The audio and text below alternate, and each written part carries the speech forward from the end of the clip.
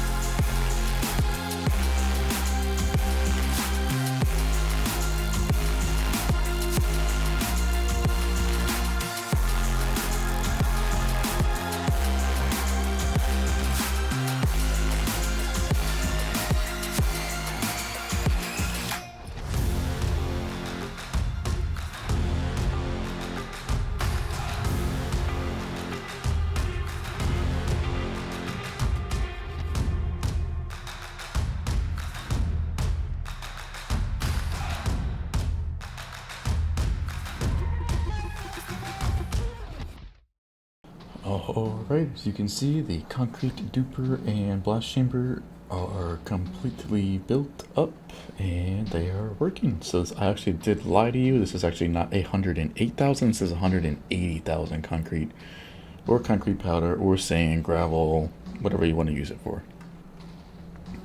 But yeah, it's quite crazy. We're in the concrete mode, so you can see everything's getting into regular concrete from the powder, and this part right here just looks absolutely crazy to look at. Seeing all the concrete colors, especially in multicolor mode, looks the best, which is probably where we're going to keep it in, unless we are obviously in sand mode. But I think the multicolor is definitely going to be something to keep it in, since we do get basically 18,000. Or no, we get about 9,000 each color per hour, and we can also choose 2 colors to be at 18,000. Since we have 20 duper areas, let's actually head to the concrete duper itself. Let's go into spectator, and we'll TP me to the end guy, or what's his name? You can see the duper in action here. You see we have 20 spots to dupe on.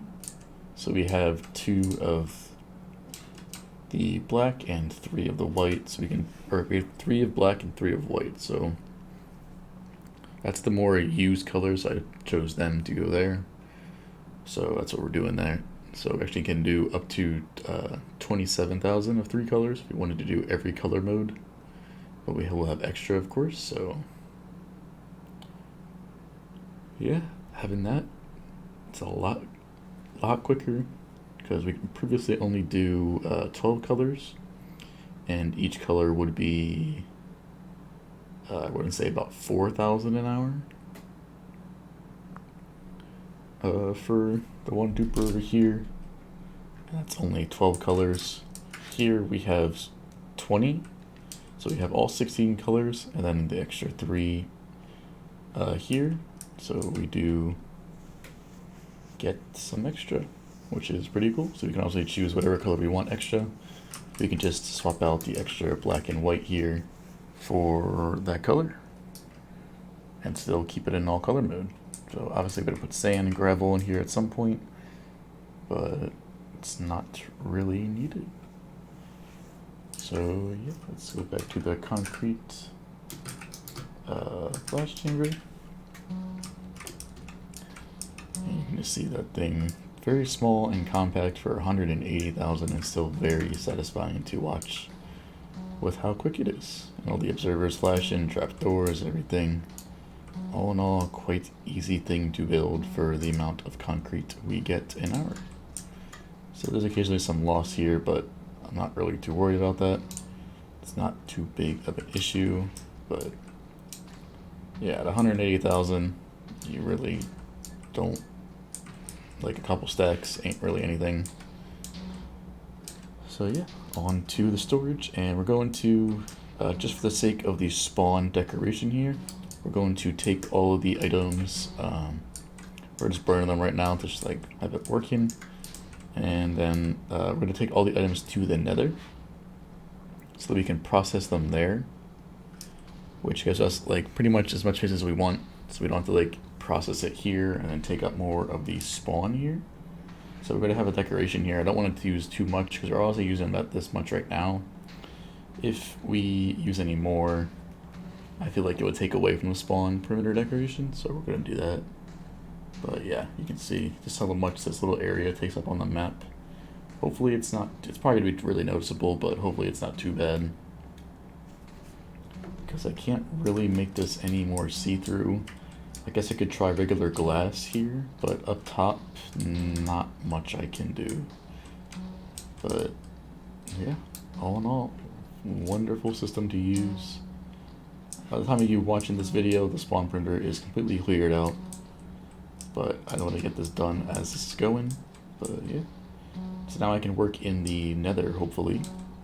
And I won't have to get a big lag spike every time while the world eater AFKs basically. So yeah, let's get back to the the collection here. Since we did get rid of our spawn, we no longer have a smelter, a cobblestone farm, a sugarcane farm, or any like pumpkins for like jack-o'-lanterns or anything. So we're going to use a bit of the base here for some of that. As you can see, we have some lamps already in place. These are subject to change. This is just to give me a general idea of what I need to do. So if we go down here, you can see some water streams are already in place for 2 of the towers. Now we are actually going to use the 4 center ones like this in a straight line for some farms. And so as you can see, we are using 2 of the 4 pillars already. We need to do the other 2, but that's a little bit later down the road in this episode. But yeah, on live streams, or live stream, we did at least get some of this done. So this one here is the super smelter. So it's not really a super smelter as it is just a compact area here. Put the camera overhead on so you can see a little bit better. But I did design this about a few hours. I think I got this completely designed. But yeah, so we have 28 furnaces here. We have like a couple on each layer, so I think we have like 13 and 15, I think, is how it is, or it might be 14, don't remember exactly.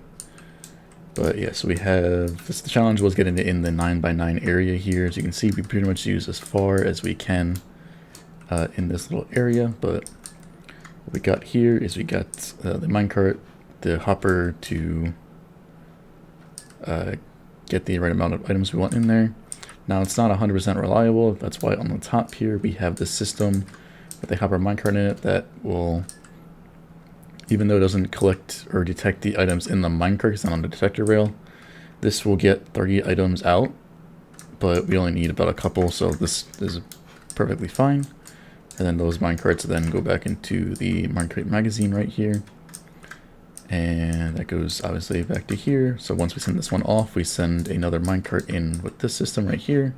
This will only dispense 1 minecart. It basically creates like a 1-tick pulse, but obviously We need to trigger it twice right away, so we get a quick thing right there. Like obviously minecart goes here, and all the items we want to smelt will come through here. If we follow this all the way up, this will lead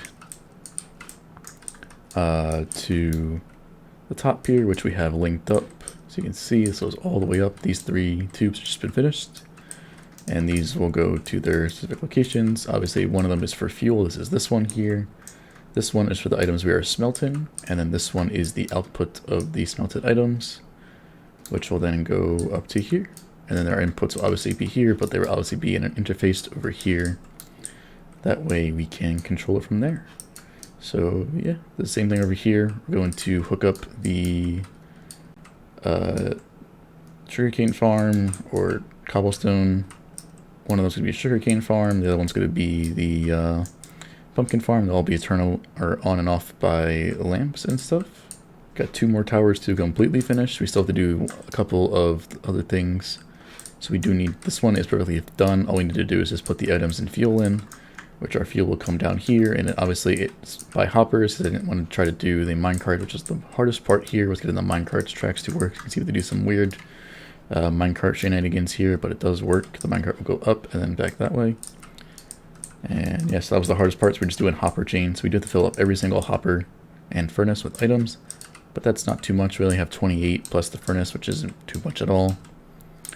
But we have the blaze rods for it. We have basically 200 or so shulker boxes of blaze rods, so I'm not worried about that.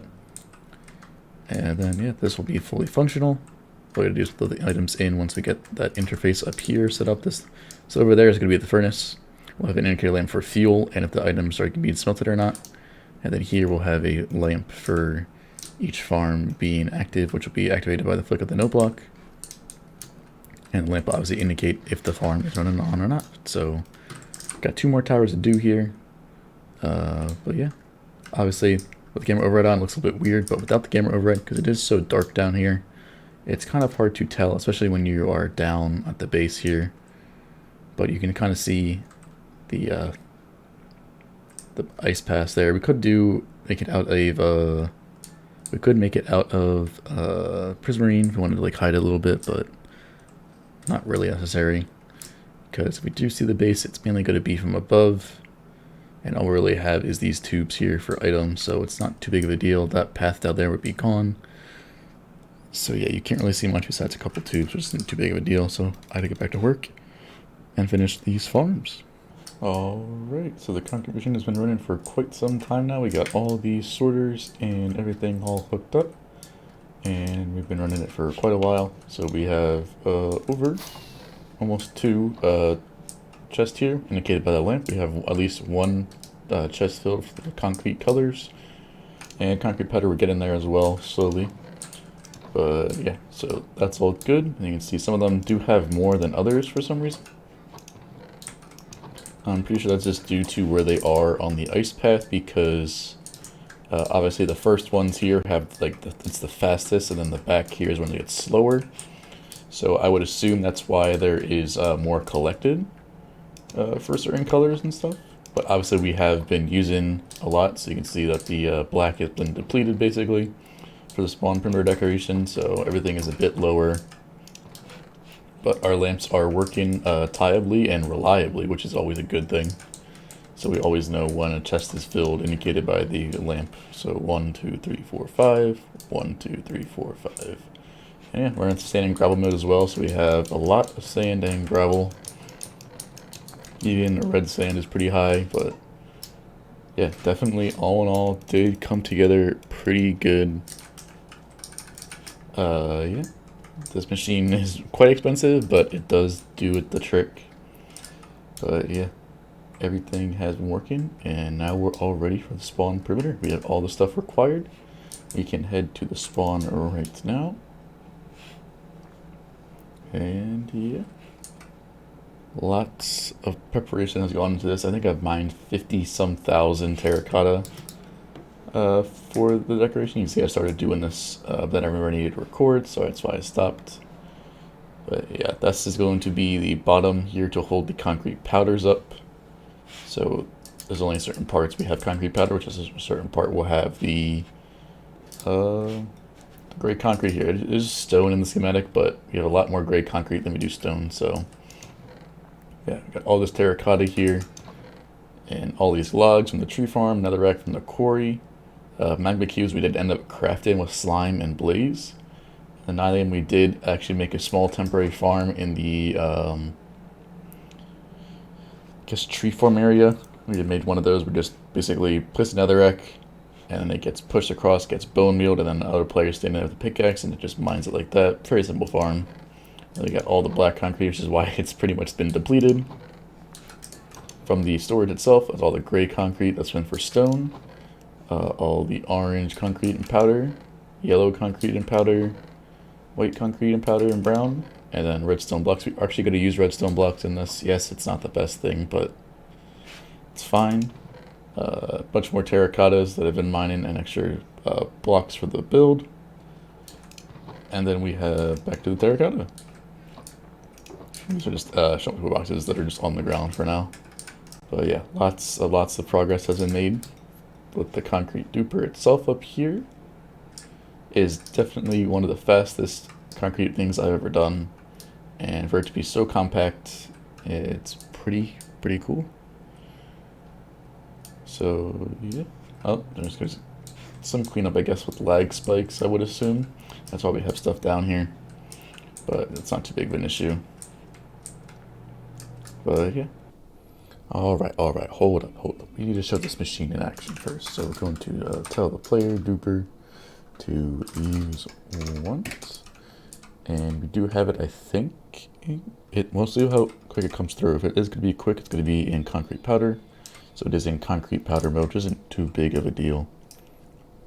But yeah, I got my sounds a little bit low.